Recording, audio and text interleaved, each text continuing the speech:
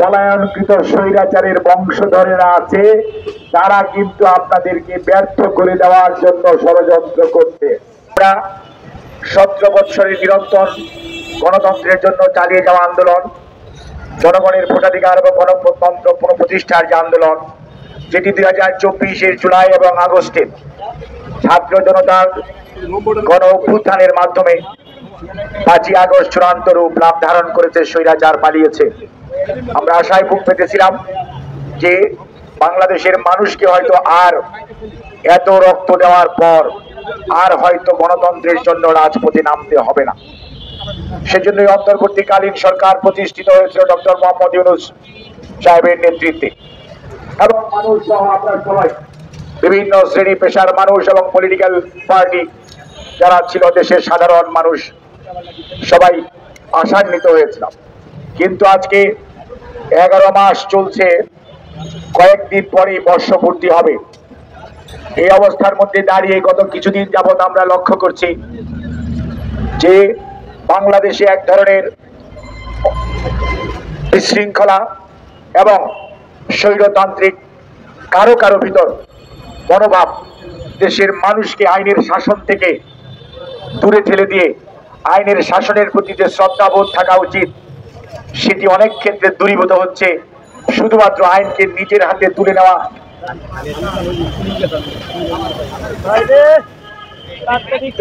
কিভাবে বিঘ্ন সৃষ্টি হয়। যাই হোক, আমরা আশা করব যারা বিঘ্ন সৃষ্টি করছেন তারা নিশ্চয়ই আরো সতর্ক হবেন। যে কথাটি বলছিলাম যে আইনকে নিজের হাতে তুলে নেওয়ার যে কালচার, এই শব্দটাও আমরা আগে জানতাম না, এখন সেই শব্দটা আমাদের ছোট ছোট ছেলেমেয়েরাও জানে। মব জাস্টিস, মবক্রেসি, এগুলো কিন্তু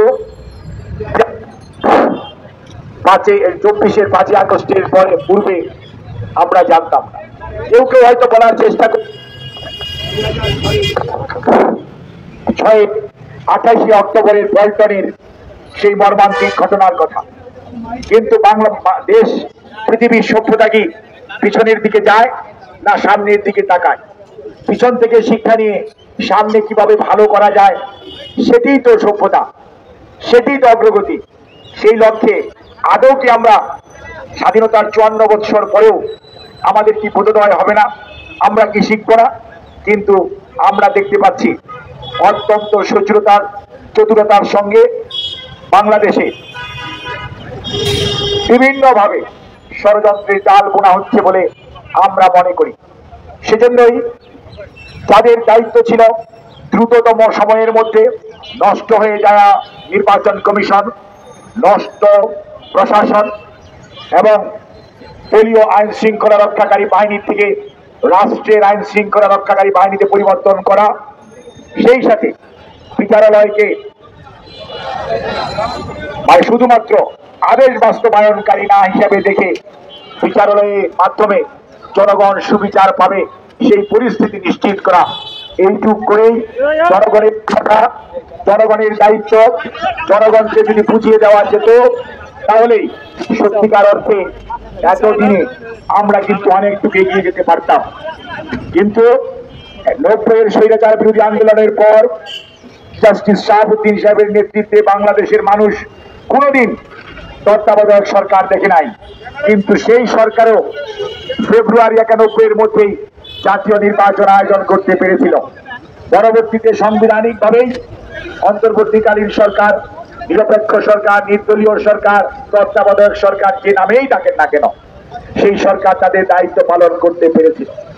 কিন্তু সংবিধান সংশোধনীর মাধ্যমে পলায়নকৃত স্বৈরাচার রাষ্ট্রের ক্ষমতা কুক্ষিগত করা, আজীবন সরকারে থাকার মানসিকতা থেকে যে পরিবর্তন করেছে, নষ্ট করেছে বিচারালয়, নষ্ট করেছে নির্বাচন কমিশন, নষ্ট করেছে প্রশাসন, ব্যবহার করেছে আইন শৃঙ্খলা রক্ষাকারী বাহিনীকে। কাজেই সেটার থেকে বের হয়ে এসে আমরা তত্ত্বাবধায়ক সরকারকে বলেছিলাম, আমাদের দল বাংলাদেশ জাতীয়তাবাদী দল শুধু নয়, গণতন্ত্রকামী রাজনৈতিক দল সমূহ সবাই বলেছিল, কিন্তু তখন অনেকেই কথা শুনতে চান নাই, বুঝতেও চান নাই। আমরা সবসময় বলতাম 5ই আগস্টের যে ঐক্যকে বিনষ্ট হতে দিবেন না, কারণ আপনাদের চতুর্পাশে পলায়নকৃত স্বৈরাচারের বংশধরেরা আছে, তারা কিন্তু আপনাদেরকে ব্যর্থ করে দেওয়ার জন্য ষড়যন্ত্র করতে।